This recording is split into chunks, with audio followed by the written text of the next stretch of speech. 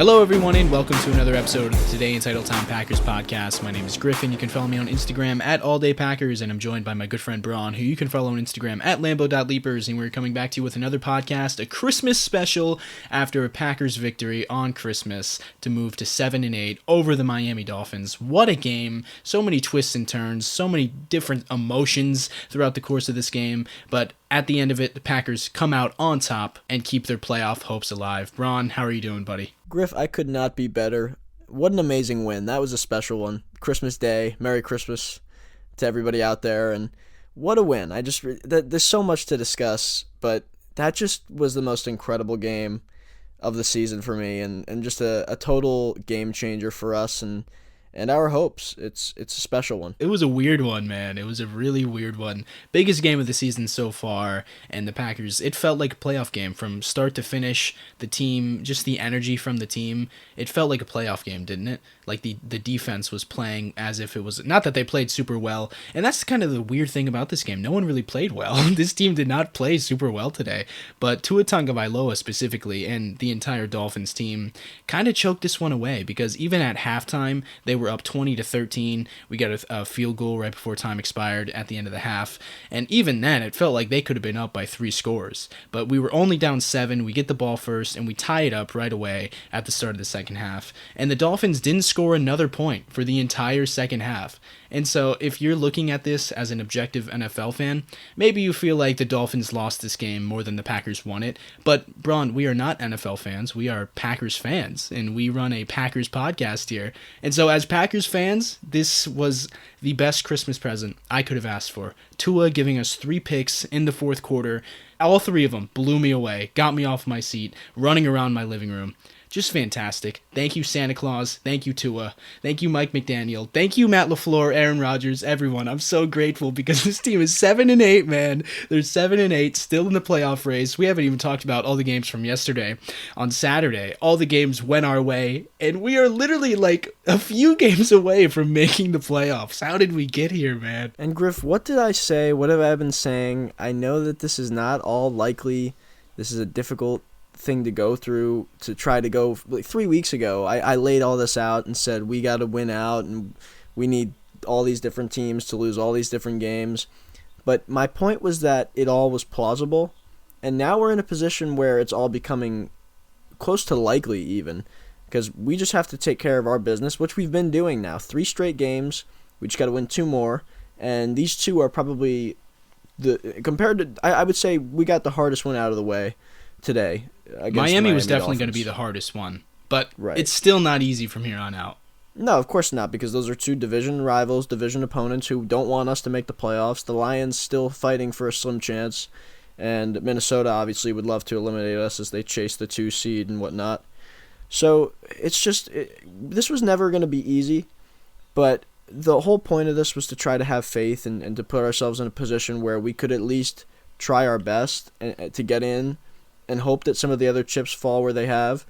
And when we outlined this a couple weeks ago, Griff, it all seemed like it could happen, and it is. It all is. Every piece of the puzzle is falling into place, and now it's almost like the Packers can do this themselves. So to rewind a little bit, coming into this weekend, we were rooting against specifically the Commanders and the Seahawks, and both of them lost. The Seahawks lost to the Chiefs, wasn't really close. The Commanders lost to the 49ers. That game also wasn't super close. It also would have helped if the Lions lost the game, but that wasn't necessary. But Lions did lose a game. And also the Giants lost, which also wasn't super necessary, but it can't hurt us. All 4 of those teams lost on Saturday. So we're coming in today thinking, okay, God is actually a Packers fan. God is looking out for us here, and our season is going to turn around, and it's going to start with a win over the Miami Dolphins today. And that's what happened. And it's such a weird thing that's shaping up now, because those percentages that we talked about 3 weeks ago, back when the Packers playoffs percentages were at like 3-4%, those were real. It is super unlikely that all of this is happening, but I'm not going to complain because now we are just 3 games away. We need 3 games to go our way. We have to beat the Vikings, beat the Detroit Lions week 18, and we also need the Washington Commanders to lose one of their final two. They play the Browns this Sunday, and they play the Cowboys the following week. We need them to lose one of those games. So 3 games that we're going to have our eyes on. If Washington loses to Cleveland this week, then it's going to be it's going to be super easy just to focus on our own games, and in that case, we will control our own destiny. But they have 2 opportunities to drop another game, and then we just got to take care of our own business. How did we get here? It's so crazy, but it's awesome, dude. It's awesome. This is not at all what I saw coming. If you've been listening, you know that I was in favor of starting Jordan Love. I was in favor of just worrying about the draft pick, Like I gave up on the season a long time ago, but all of a sudden the NFC has been bad. It's been bad all year, but they've continued to be bad, and now the Packers are able to get hot at the right time and kind of sneak in at that 7 spot. And Griff, the rest of the league really can't let us get hot, because when that happens, it's going to be troublesome. And Rodgers didn't play his best football today, and it looks like they're close. They're getting these guys like all together in terms of the receiving core, and then these guys went out today. So there's some things they're going through. The offensive line shuffle with the injuries. I feel like they're getting close to full strength here, and when that happens, and it's going to start hopefully this week, I think they're going to get a little healthier. Some of these guys that went out, I think they're going to come back and play in Minnesota. And hopefully maybe David is a guy who can play this week as well, with Minnesota coming into Lambeau. These are things that excite me about the prospects of what we're doing in terms of the playoffs. But this game itself, Griff, let's get into it a little bit, because it was so terrible to watch. And largely most points of the game, it was very, very stressful. I don't remember being this stressed in a long time, because the Packers season was truly on the line. And here we are. Throughout that whole game, I think this is I don't remember the last time there was a game where I felt like we were being dominated so heavily throughout the entire game, especially on the defensive side of the ball. And then it just felt like we were losing the game the entire time up until when we finally started taking knees. It was just the most bizarre thing. It felt like we were really getting outplayed on a lot of levels, mostly on defense, of course. But then things just happened where they were really moving the ball down the field, but then those little things where Jerron Reed strips the ball, we fall on it, all of a sudden we get a chance to double up and we get a field goal.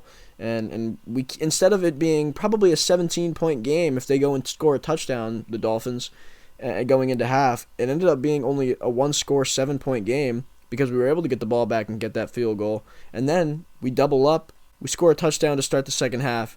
And it just it was unbelievable how we were able to all of a sudden be tied 20-20 it's after a tie the beatdown we were getting. How is it tied right now? It made no sense. And do you remember after the Monday night game against the Rams, I said to you on last week's show that if you look at any other metric other than the scoreboard, we dominated this team and it wasn't close. That's how it felt with the Dolphins, really. It did, especially at halftime. It did not feel close whatsoever. It could have been a 3-score game. They were only up 7, and that was huge because the defense, for whatever reason, I think it had more to do with Tua, honestly. As much as I love the defensive effort from today, I think Tua really just sold this one for the Dolphins, and I'm not complaining about that. But I think that we were extremely lucky to be in this game at halftime. It certainly didn't feel like when we tied it 2020 that it was tied.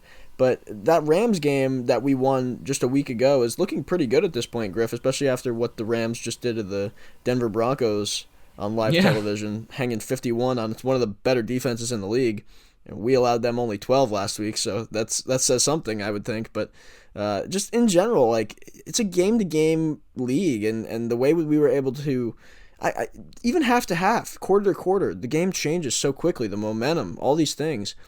We came out playing pretty good ball on offense, and we were competing in a shootout environment. We were able to compete at the start. When we tied that game in the third quarter, it felt like we were competing in a shootout, which felt good, especially against a team with that kind of firepower that Miami has.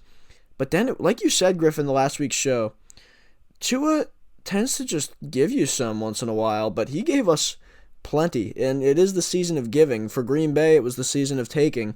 We had all those turnovers that Tua threw to us. Jerron Reed started it with the forced fumble before half. Those are the things that win you football games, obviously, and we know that and we say that every week. But this felt like a really, really special one because those balls were not insane plays made by Green Bay's defense. It was Tua kind of handing the ball to us, but it felt so special because it was all falling into place. Like every single pick, I couldn't believe it. And it was all a part of this big Christmas miracle that was the Packers stealing one in Miami on Christmas Day. It was incredible, man. There's so few quarterbacks that I've ever seen that are like Tua, because for half of this game, and this happened against Buffalo, this happened against LA the week before for the Dolphins, I'm watching these games thinking, wow, Tua's really sharp. You know, he looks like he's a Drew Brees type, you know. He doesn't have the strongest arm, but he plays with great anticipation, great accuracy, and then he'll just give you the worst throw you've ever seen, the worst decision, the worst accuracy. It's wild. And he did that the entire second half for us. Thank you, Tua. Thank you so much, man. He really helped us out with that, man. Because after that Jaron Reed forced fumble in the first half, that was the turning of the tide for the Dolphins. Because I'll give you their possession chart here. After that fumble, they get the ball back in the second half, and that's their 10-play drive with a missed field goal. Then Tua throws a pick. Then Tua throws a pick, and then Tua throws the game-ending pick to Rasul Douglas. Are you kidding me, man? Wow. How many opportunities did they have to run down that field and score points and take the lead? Oh, my goodness. I would love to... This is the most amazing game of the season. This is just so incredible. I love watching this. This whole game was just so fun. To be able to win this kind of game where it felt like we were counted out and we really weren't in a position to win it, and to get out with a win... We needed a Christmas miracle, and it really felt like that, Griff. But with these interceptions he threw, they were getting worse and worse by the pick.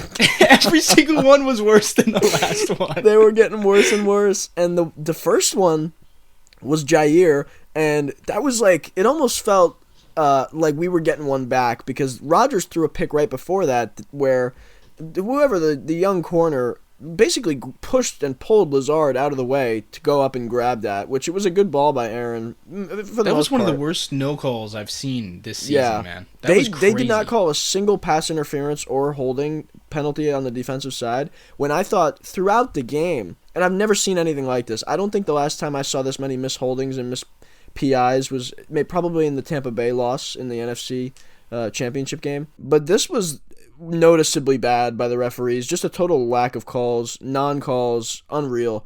But obviously we got out of there with a win, so it hurts much less. But that was a serious issue, and I thought they were getting away with a lot of holding. And we were too, for the most part. Not as much, I feel like, but there was a lot of plays where they were just not letting them play, calling man. They were more than letting them play. They just did not call anything in the secondary, which I'd rather them not call some than make bad calls.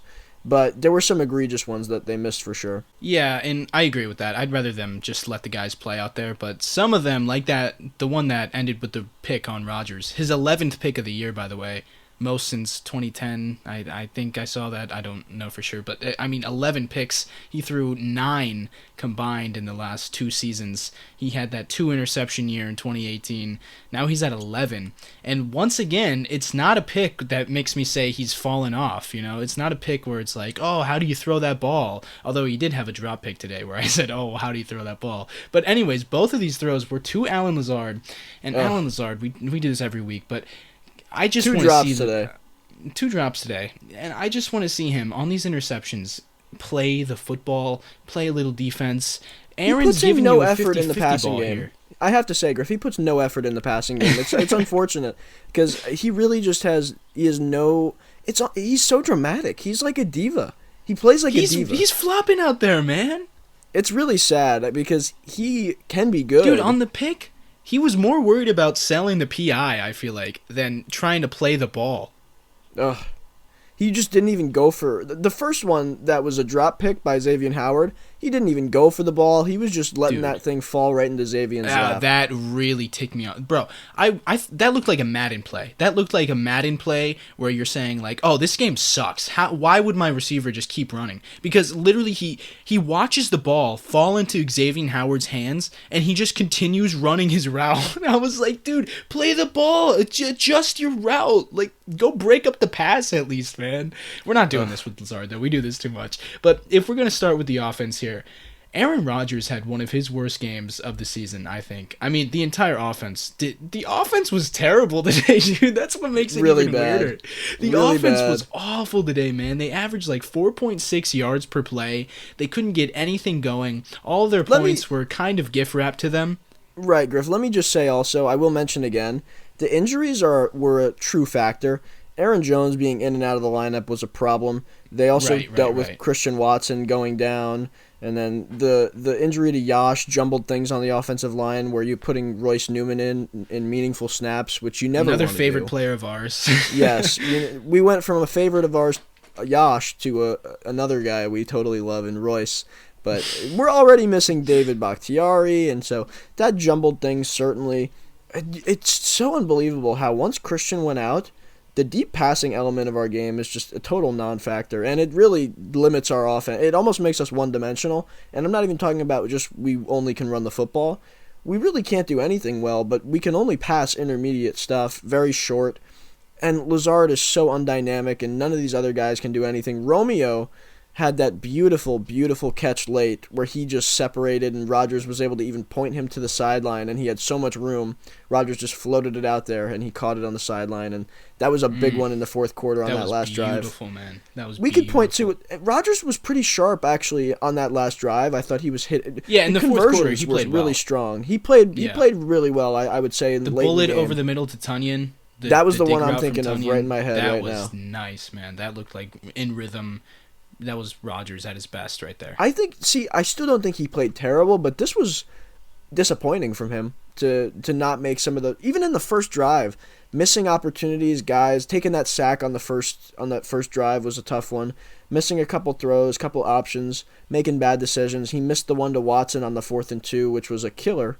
That was brutal. That was brutal. Right, and look, not the greatest play call. Watson had him beat. It's a timing thing, but he played okay. He played good enough down the stretch. We won the game, and we scored 26 points.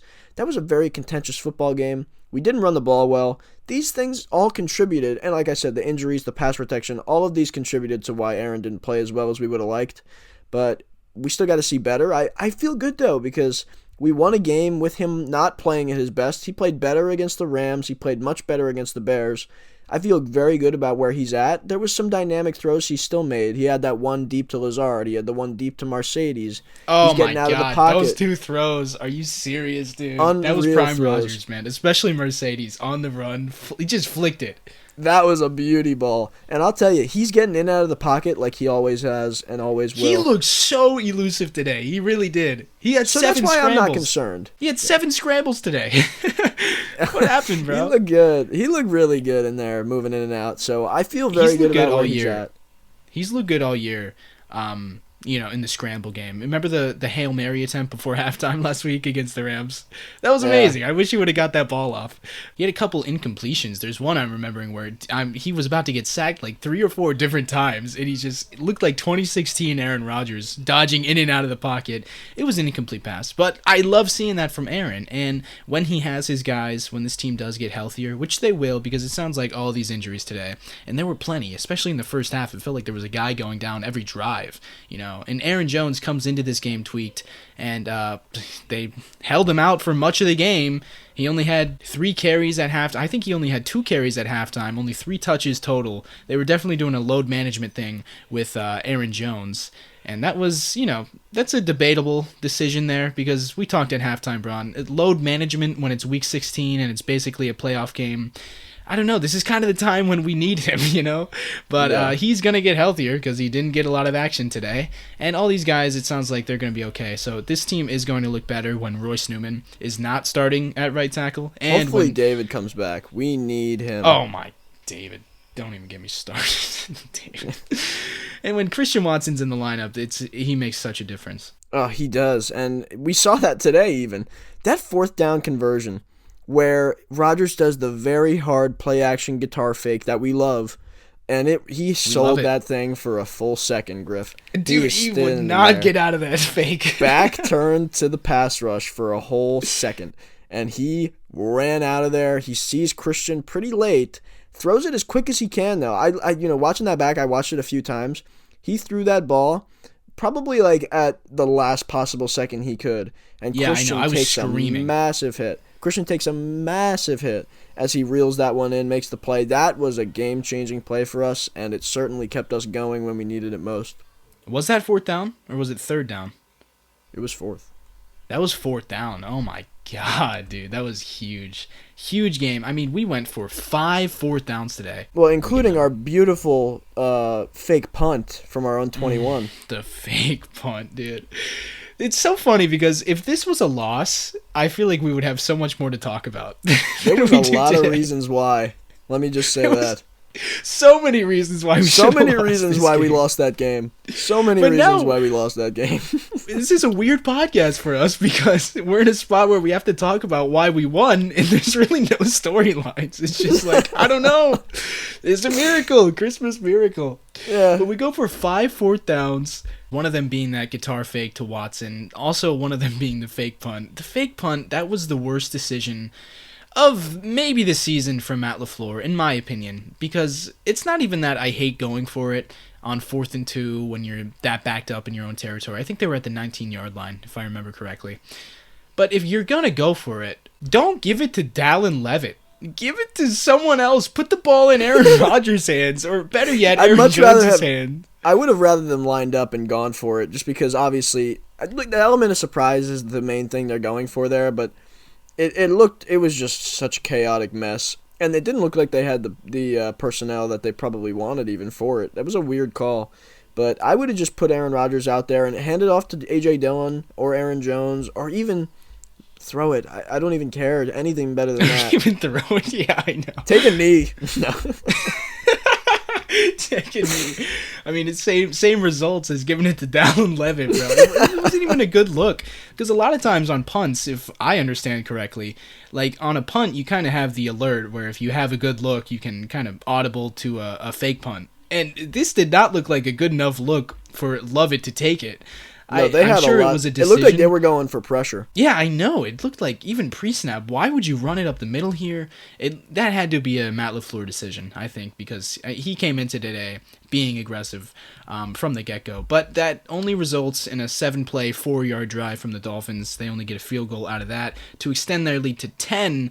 You know, Bron, if they were able to get a touchdown there, extend their lead to 14, I don't know, just would have felt so much different. And then the Jaron Reed fumble, I think that was really the turning point of the day, because after that fake punt and after the Dolphins field goal drive, we get the ball back and we go 3 and out. We only get 5 yards out of that, 3 and out, punt, and then the Dolphins get the ball back, Bron, and this is at the point where we were on FaceTime, like almost in tears, this feels like this is about to get out of hand right now because the offense can't do anything. We've seen the defense give up an 84-yard touchdown to Jalen Waddle. This is going to get real ugly. And then the first play is an 8-yard pass play from Tua, and then we hit the 2-minute warning, and then we're on the phone again, like, this is bad, this is real bad, we just need the ball back. And Jaron Reed with the clutchest play of the century in Green Bay for the Green Bay Packers. Because on the very play after we hang up on FaceTime, this play happens, my mood switches like that, and it feels like the entire Packers bench had to feel this same way. Because from there on out, the defense was lights out, wasn't giving up anything, man. Jaron Reed really came to play. He's a guy that we never talk about, but he played really well today. This was definitely his best game in Green Bay, and this is what he was expected to do. Be a veteran, make big-time plays. He's had success in his spots of Seattle and Kansas City over his time in the NFL. This is one of those games that hopefully unlocks some things for him that we were hoping when we signed him this past offseason, and it was a massive play. It was a game-changing, point-differentiating play, because they could have easily gotten to a 13 or 17-point lead going into half. When we ended up having it, like I mentioned earlier, we were only down by 7 and then doubled up and got to that 20-point mark that they were at, tying the game at the start of the third quarter. So this is it was a crucial point. So many great parts of what we were doing on that turnover, because they got the pressure finally, and you know what just those things like in the run game, they're finally starting to stop the run, and then they get the big turnover. It just swayed all the momentum. Because fun fact, Griff, as you know and as you mentioned, they did not do anything after that in the scoring department. They scored 0 points after that. Based on all that, the turnovers, the missed field goal, just everything went out the window for them for what they were doing on offense. And Green Bay's defense was opportunistic. They didn't drop the interceptions like they have in the past, that sometimes quarterbacks try to give it away to them and they make those drops. They made those plays when we needed it most, and now we are sitting here with the playoffs still intact, a chance to get farther each and every week. It feels really good.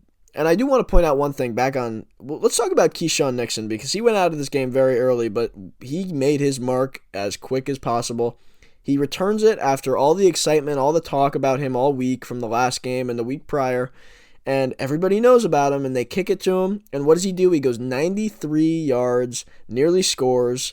Sadly, another down point of this game was the Packers offense got -9 yards on that drive and did not score anything Wonderful but a field job, goal, guys.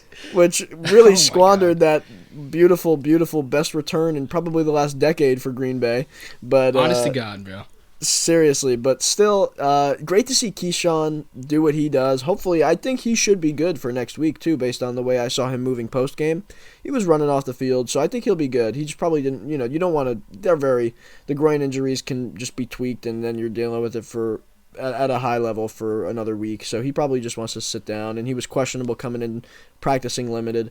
So it's good to see him still doing it at the highest of levels. Because this is an element of a playoff team to have an elite returner. It's the third phase that we never have. And we have it now. It seems like we really have it now. Mason was absolutely beautiful today. He kicked 5 of 5, 4 of 4, whatever it was. He was incredible. And they tried the Dolphins had to try an onside kick. I don't know if it was on purpose or what, but they tried to squib it, and we ended up getting the ball at like the 50. And that was after that giant return. So, I mean, this is this is what happens when you have special teams that wins, because it's a part of the equation that many don't really think about when you're looking at when you're comparing two teams in a potential game. You look at what the offense versus their defense and their defense versus our offense, whatever. But the special teams, it seems like it's been an advantage in most of these games that we play, and if it continues to be, it's going to be another reason why we win if we keep doing this thing at the right way. The 93-yard return from Keyshawn on the opening kickoff return of the day gave us 3 points, literally. He goes out. That was his last kickoff that he returned. No, I think he returned one after that. I mean, this is, again, we have not rewatched the game, so... He did return one to the 25 after the onside kick. The next opportunity, he returned to the 25. Then he gets injured, and then Romeo Dobbs is returning kicks, and I love Romeo. He's like, I can do this, and then his first return goes out to, the 15 or 16 or something like that. I was like, Romeo should have taken a knee. When he took that one out, I was pretty worried. I know. I was like, oh, Romeo, you can't move like Keyshawn, bro. Not many can move like Keyshawn. Field position was such a factor in this game. Like that Keyshawn Nixon 93-yard return basically gifted us 3 points on a drive that netted us -9 yards. He gave us 3 points there. All the turnovers gave us great field position. The failed onside kick attempt by the Dolphins gave us great field position. The missed field goal gave us great field position. A lot of that comes down to special teams, and that is the third phase that we never have, and that is the third phase that all the Dynasty Patriots teams have always had. It's what all the great teams always have. Just the average starting field position is such a big deal for an offense. And for us, we have always been starting at the 25 or worse. We never get any good things that come out of the return game. And now we have a guy who is going to make sure that he is always going to be a threat to break the game open at any point in the game in Keyshawn Nixon. So hopefully he is healthy, and hopefully he's able to stick around, because he's not a flash in the pan. He is a bona fide return man, a Pro Bowl return man. And it's hilarious that it took this team so long to figure that out when he's just been sitting there all season. And the defense certainly felt his disappearance when he went out too. He's just a dynamic player for us. He does so many things as a returner, but when he's on defense, he's a difference maker as well, and we talk about this weekly with him. So just to tie it up, we hope he's back next week because we're going to need him, and he's such a difference maker. And I had been saying, I remember Griff when I was kind of singing his praises, and this was before he was doing many special things in the return game, and he was just playing well on defense. And I was really singing his praises, and you were kind of like, almost a little like, this guy is just, no, I remember I said, fan. I was like, I didn't know you were such a big Keyshawn Nixon guy. You just see, he's just a dog type player. He's a guy you want to win with, and I saw that from him, and he's proving it every week, each and every week. And even in the small spurt of action he had today, you still see it, and that's the kind of championship player that we need when we're trying to go on a run, Griff, as you know. So it's just great to have guys like him, and I feel like Rasul is a guy like that too, and even though he's had his ups and downs, he's just one of those guys. And we have so many guys like that. And they may not all be guys like Alexander and guys like Devondre and some of these elite Kenny Clark types, but we do have a bunch of guys that I feel like are set to make us a really strong group when it comes playoff time. And games like this in Miami where we get out of there because we just have, I think, the stronger guys in there, just the better mentality players that are going to go out there and do anything they can to make the play. And we did it today. What worries me is that we know we have those guys. We have no shortage of dogs on defense. We have no shortage of guys who you have faith in and you think are guys that you can win a Super Bowl with. We have those all over the defense, but the problem is, even today, in the first half, ignore the second half, which, again, I think that had more to do with Tua just making some awful, awful throws than it did the defense playing really well. But in the first half, God, dude, it just felt like it was going to be one of those games, like the playoff losses, like the Eagles game, like the Bills' first half of this year. And the Bills game was kind of a similar thing, where the first half we were getting walked all over, and then the second half Josh Allen starts making some questionable throws. But it's like in the first half, Jalen Waddle has an 84-yard touchdown. They have the deep shot to Tyreek Hill. It's like, of course, yes, we knew this was going to happen. It's a shame that we go into these big games where we're playing these big, great offenses, and we just know that, okay, this is going to have to be a shootout. The offense is going to have to play well today if we're going to win this game. Because the defense, they just don't have a shot. And I said on the previous show, the only shot of them playing well on defense was going to be Tua making awful throws and turning the ball over. That, luckily, thank God, that is what happened, because even if you take out the turnovers, they had a productive offense. The defense was not stopping a whole lot. They gave up 8.6 yards per play, 4.6 average yards per rush on the ground. They gave up 10.9 average yards per pass attempt. They gave up. The defense was it felt really hard to get the Dolphins off the field, and that's why it was so relieving every time. All three of these interceptions was like, yes, thank you, because at the end of the game, that fourth quarter, before all three of those picks, before all of them, I was thinking the Dolphins are about to blow this game open. And that's why I'm so thankful that Tua is the quarterback that he is. It's so funny, Griff, because up until that point, in all of those picks, right, they've been dominating us on offense. They have just been dominating. Everything they want in the passing game is open. They're running at, 10 yards a clip? That's a dramatic, probably, statement, but they were running quite well. It felt like every time they were running the ball, they were getting a first down. In the first half, that was probably true. So in the second half, you just know that they literally can do whatever they want to us. They were having their way with us the whole game. So when these picks are They can occurring, do whatever they want to us. They literally could. And every time one of these picks came, it was just so, like you said, what a relief it is, to quote a commercial that I'm not remembering at this moment. But I don't know what that is either, but I know that. Yeah. Oh, what a relief it is. I'm not sure, but anyway, those picks were, and it's so true, because Griff's sitting here thinking of what that commercial is, but I have no clue what that is. I'm trying so hard to think. What is that, man? Whatever. Is that like some kind of cough drop? I don't know. Probably. I think the first thought was Ricola. Who cares? This is next week podcast. That's what I was thinking too. That's we'll do that on the. We'll talk about this. We'll talk about this on the podcast. I think we could next week. Now, we'll save this for the show in between the Pro Bowl and the Super Bowl, because we don't want to preview the Super Bowl that far in advance, because we will be in the Super Bowl. Right, yeah. It'll almost be like a bye week for us, and we'll just do some fun stuff like that, and we'll go back to this point. Right, yeah. No, but anyway, so that those picks, I mean, you go back to that first one, and it's like, oh my gosh, this is our chance, because they haven't done this all game, and they've been throwing it all over us. Each one of those, because they were driving down the field on every one of those picks, apart from the last one, right? You look at that last one, and we decide to kick the field goal, and you're thinking, well, this is that vintage drive of what it would be like in Green Bay, where you don't take that touchdown, or you don't go for it on fourth, and now they're going to try to come back against us, and they have the dynamic offense that they've been killing us with all game, and now they're going to get back to what they were doing in the first half. But instead, Tua makes one throw, and then he throws a perfect ball to Rasul Douglas and gives us that beauteous win. It was a beautiful ball to Rasul.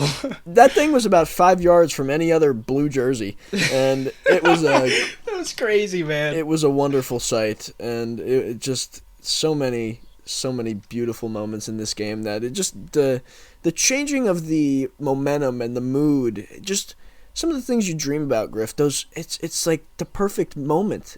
That's why we love this game.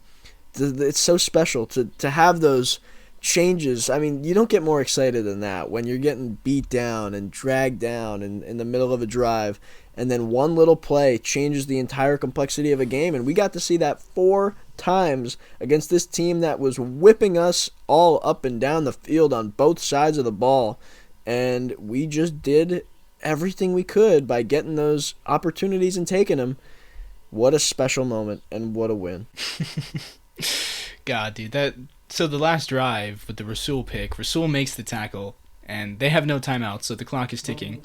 That play What is a at tackle. 156. What a great tackle. He's a great tackler. There was another play, 3rd and long, where they run a wide receiver screen to his side of the field, and he shuts it down, like he always does.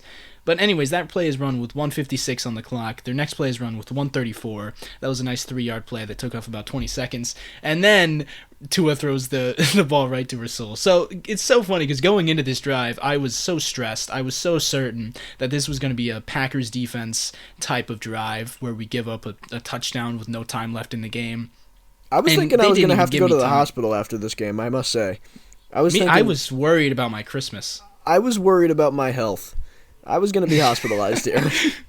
That was one of the most stressful games I've ever been a part of.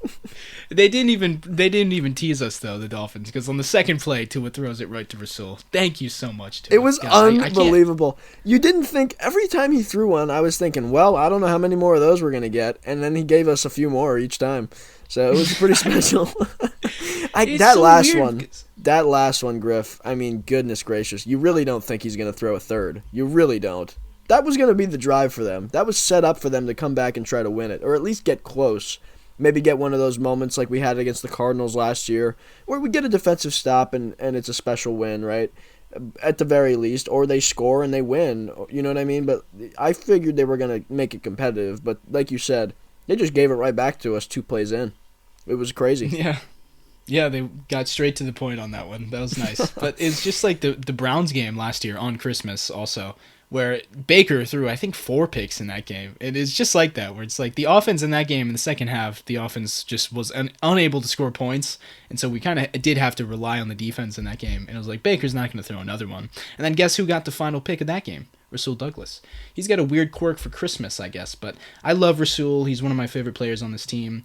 And Tua, I mean, it's so strange because even in the second half where he had the 3 picks, he still throws the ball really well. And everything outside of the interceptions, it looks really good. And he looks like a sharp quarterback. But then just you get that one throw where he just gets a little impatient, I feel like. Like on the Devondre pick, he's trying to throw that ball up the seam. Just ignores the linebacker who's right there. We haven't mentioned Devondre Campbell because he hasn't played that well this season. There has been a little bit of regression from his play.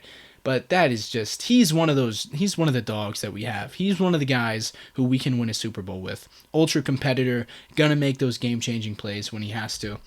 I love Devondre Campbell. And that was a great play. I think that was my favorite pick of the day. If I had to rank them, that was my favorite pick of the day. Because that also felt like the game ender right there. Because we got the ball with 6 minutes left in the fourth quarter. And I'm hoping for a drive that we had at the end of the Rams game. 8 minutes off the clock on that drive. Just chew the clock, 4-minute drill, run the ball. And we did that for the most part. We didn't really run the ball as much as I would have liked to on this drive. But we did run the ball down into 2 minutes and 2 seconds is when we decide to kick a field goal. Now, this was a little bit of a controversial decision in my household, at least it was. On Twitter it was too. I would have gone for that. It was 4th and 3 at the Miami 8-yard line. Chip shot field goal, guaranteed 3 points. But here's my thing. This kind of doesn't matter a whole lot because obviously Rasul gets a pick on the second play of the Dolphins drive. But I'm critiquing the process here. Being up 6 points does not matter as much as you think it does because if they get a touchdown, you're not hoping that they're going to miss the extra point. If they get a touchdown, they're going to win the game, right? Let's be honest. So being up 6 points, all it does is prevent them from kicking a field goal. And I view that as a negative thing because I'm thinking about a scenario where the Dolphins, they get the ball back, we're up 6 points. Let's say the Dolphins go deep into our territory with 30 seconds left in the fourth quarter, and it's a 4th and 1 from our 15-yard line, right? If we were up 3 points, they would probably kick the field goal there because Okay, let's go to overtime. It's fourth down. We can't pass up this opportunity to at least go to overtime. But if we're up 6, we are forcing them to be aggressive. We are forcing them to decide for themselves. We are deciding for them that they are going to go for this fourth down. And most of the time, on a 4th and 1 or a 4th and 2, they are going to get that fourth down. Most of the time against Joe Barry, let's be honest, you're going to get that fourth down. And so that's why I was very much 12, in favor. 13 even.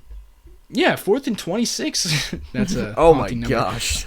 Yeah, I wasn't around for that one, but I know all about it. Deep cut right there. But 4th and 3, I would have trusted the ball in Aaron Rodgers' hands, in Aaron Jones' hands, in A.J. Dillon's hands, rather than trusting Joe Barry not to give up a touchdown with 2 minutes left in a football game, in a playoff game at that. It was certainly an interesting decision, right? I mean, that was one I was wrestling with in my own head. I do like having the ball. Somebody put it best, Griff, and I don't know if you agree with this, but it seemed like Matt LaFleur put the ball in Joe Barry's hands versus putting the ball in Aaron Rodgers' hands, trusting in Joe Barry versus trusting in Aaron Rodgers. And to me, I'll go with my quarterback, but obviously it worked out. It's hard to judge it when it worked out. It might have worked out either way. You know, that's sometimes it's like you're choosing two good options. And the way the defense had been playing, which, those, like you said, it's a debate between whether it was Tua really giving us the ball, or I feel like the defense started to play better too. It was kind of a unison thing. But look, it was 4th and 3. It's not a guarantee. They're going to have to throw the ball. All it takes is one drop, and then they still have enough time where it really wasn't an issue. There was 2 minutes and 2 seconds at the end of the drive, so if there's a scenario where we don't convert on the 4th down, we're giving the Rams the ball back, and all they need is a field goal to tie with 2 minutes left, and then maybe we get the ball back with a small amount of time and 2 timeouts. Maybe we go to overtime. I don't know, but I feel okay about kicking that field goal because for whatever reason, I liked our chances of getting a stop at some point, forcing them to have to score a touchdown. I didn't feel good about not holding them to a field goal because really, all it takes is one big play to get them in the zone of where they can just get in field goal range, and they had so many of those big plays in that game. So I felt good about where we were at, putting 6 on the board in front of where the Dolphins were, and just doing everything we could to try to get a stop, and it didn't take much. But I liked the opportunity to keep them from getting. I liked the opportunity to force them to have to go get a touchdown with no timeouts and a little less than 2 minutes by the time the kickoff was done. That felt good to me, and it obviously worked out for the best. Yeah, like I said, it's a hard thing to critique when knowing how this game ended, but that was knowing how aggressive Matt LaFleur was all day long. That was a weird decision by me, and we did send the offense out there. Turned out it was just to try and get the hard count, try and get the offsides. But then Mason came out after the 2-minute warning, or after the timeout, excuse me. So that caught me off guard. I thought for sure that was something they would go for because I hate being up 6 points. Being up 6 points is something that haunts me because you're forcing the other team to have to go for all their fourth downs, to have to pass it, to try and be as aggressive as possible. And that, especially against Joe Barry, I hate that. I hate that thought. But Tua, I mean, the story of this game, I said there was no storylines in this game, but the storyline is absolutely Tua Tagovailoa choking, just playing terrible, terrible football, playing some Mitch Trubisky football, really. That second half, Griff, was pretty terrible from him. He had a couple throws here and there. He was making throws. They were still moving the ball. They ran the ball pretty well for the most part. Even in the second half, they ran it okay. But those turnovers were so crucial. And we talk about this with Jordan Love. Jordan Love will go on these stretches where he makes all the easy throws, and then he'll make a throw or two that are mind-blowingly bad or mind-blowingly stupid decisions that just like it's just those are the problems with quarterbacking in this league is the lack of consistency with the decision making and making those throws that not every backup can make, and those tough ones that's what makes you special, and it's what makes you a guy like Aaron Rodgers and other guys in this league that are playing so well today. There's really not many of them. There's probably about 5 guys that you can count that limit the turnovers and make those really tough throws and good decisions consistently. So that's the problem, right? And it makes that, I bet Dolphins fans are questioning that quarterback in terms of if he's their guy for the future already. And just because of some of those things. And even though, like we talked about, he made a couple great throws to Jalen Waddle, he was hitting Tyreek down the field deep, he had his moments. But it's those ones where he's missing those wide open guys or airmailing throws that get picked and just putting the ball in spots where the defender can make a play on it. That happened multiple times today where it didn't get picked, and it happened multiple times today, 3 in fact, where it did get picked. And that's why we're sitting here with a win on Christmas as opposed to sitting here with a loss. Yeah, I keep saying it. Thank you, Tua. I can't thank him enough because think about if Josh Allen was playing for this team, it would not have been close. Even Jalen Hurts would not have been close. But Tua is the reason that we are still alive in the playoff race. Because the Packers' offense it was brutal to watch. It felt like it was week 7 still. It felt like we were playing the Commanders all over again. Offense could not move the ball, couldn't run the ball well enough. And we average 3.2 yards per rush. Aaron only averages 6.3 yards per attempt. Pass protection wasn't good enough. The run blocking wasn't good enough. It was some ugly, ugly offense out there. But for once, the defense was not the reason we lost. In fact, the defense was the reason that we won today. So that's amazing. I mean, that's amazing. This is a playoff football team. At this point, we are a playoff football team. And we need to be able to play well in all 3 phases, not just special teams, but also on offense and defense. And now we've seen games where the defense looks really good. We've seen games where the offense looks really good. And the special teams typically will look pretty good every single week. So this is a playoff team. And I saw someone on Twitter say this earlier this week. If you're one of those people that thinks, what's the point of even trying to make the playoffs when we're just going to lose in the divisional round, when we're just going to get blown out by the 49ers again? That could happen. Is it even likely to happen? Yeah, probably. This team would probably lose in the playoffs at some point. If we ran into the Eagles, if we had to go to San Francisco, it's likely that we're probably going to lose those games. But the thing is that I saw someone on Twitter say this week that the Super Bowl, it's not an award to whatever is the best team in the league. It's a prize. It's a prize where you get the 7 best teams in each conference and you have a playoff bracket.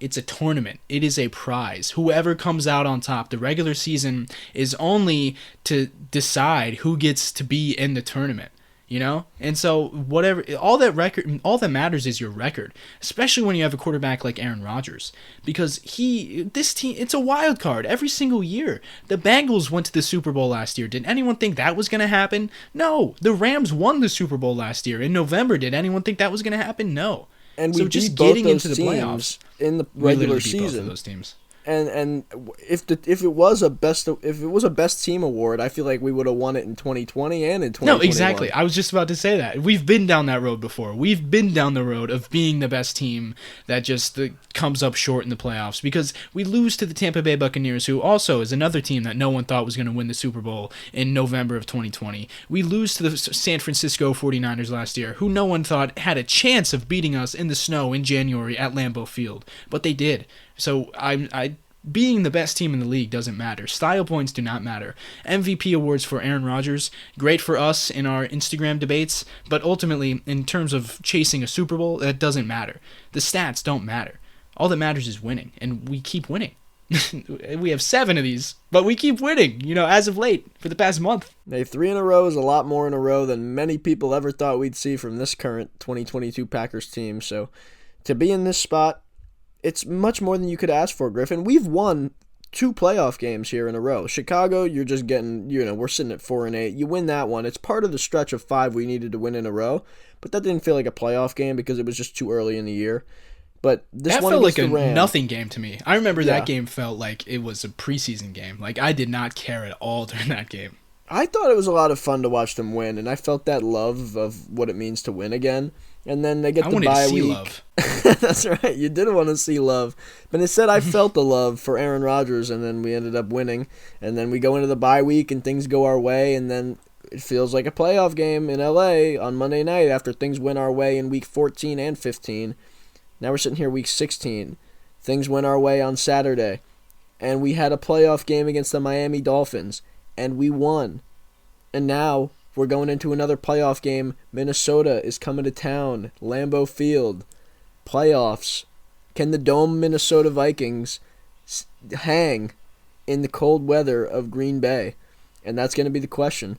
But Green Bay is in now another playoff game, and it's going to be a big one. But I like our chances, Griffin. That's what's so great about this team. God.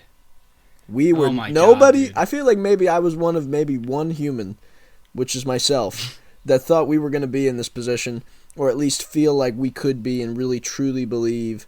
And I feel like we are still in a great spot, and I love our chances, and I've been saying this. It's more plausible now than ever. You outlined it a little bit, I'll say it again. We need our win against Minnesota. We need our win against Detroit. We need one loss from the Washington football group in their next 2 games just one of those games, or if the Giants happen to lose both of their final 2 games against the Colts and Eagles, then we will make the playoffs, Griff. And I feel very great about our chances. And once we get in, don't let us get hot. That's all I'm saying, because we are starting to get hot. Aaron's going to start to play better too, and he's playing okay, but I think he's going to get to a different level here. The Vikings, the Lions, these dome teams, they don't want to see us in icy cold Lambeau, and none of these playoff teams want us coming into their building the way we've got these Miami fans chanting, "Go Pack, go." I mean, nobody wants to see us, Griff, so I feel very good about where we're at. As do I, man. I can't believe... I think about how much has had to go our way. Think about 2 Thursday nights ago when we needed the San Francisco 49ers to beat the Seattle Seahawks. Think everything since that point has gone our way. It's insane, including us beating the Miami Dolphins in Miami on Christmas Day. What a day. What a Christmas. I hope you all enjoyed your Christmas. Thank you so much for listening. We are going to wrap it up now. We will be back in the midweek show. If you would like to call in, give us your take, give us a question, you can call the number 920-430-0711, leave a voicemail, and we could play you on the next show. Or if you'd rather email us, you can email us at todayintitletown@gmail.com, and we will be going over those on the next show. So please do that, and thank you so much for listening to this show. If you enjoyed it, you can rate us 5 stars on Spotify, iTunes, wherever you're listening. You can follow us, subscribe to us on those platforms as well. If you'd like to follow us on Instagram, you can follow us at todayintitletown. You can follow me on Instagram at alldaypackers. Bron is at lambo.leapers. And man, I cannot stress enough how unlikely this run has been for the Packers, and the percent chance is still only like below 40. If you're still looking at the percentages with it, which at this point you gotta shouldn't stop. be. Yeah. What did I say about percentages last week and the week before? What were we at? 3%? Come on, it's a lot better than that. I know. I mean, no. It's just it's still. We've still got some work to do. We've still got work to do. We are not done yet. But we it's are insane. not done yet. But we're not dead yet either, Griff. How unlikely this run has been so far, up to this point. We'd like to thank, on behalf of the show, on behalf of Today in Titletown, we would like to formally thank the San Francisco 49ers and the Kansas City Chiefs and the 49ers 2 weeks ago for beating the Seahawks, and all of these teams, and Tua Tagovailoa, and Santa Claus for all my gifts this morning. What a Christmas day, man. What a Christmas day. Packers win 26-20, move to 7-8 on the season. We'll be back in the middle of the week to talk more about this. Thank you so much for listening. Go Pack, go. We're not done yet, but we're not dead yet either. And baby, it feels good. And baby, it's cold outside. And Merry Christmas. Oh my God. Should I try to fit in more Christmas songs in this episode? No, not again, bro. That's an old one. I did that last year. But anyways, great game. Let's go Packers. What a win. Merry Christmas. Thank you everybody for listening. Forever and always. Go Pack, go.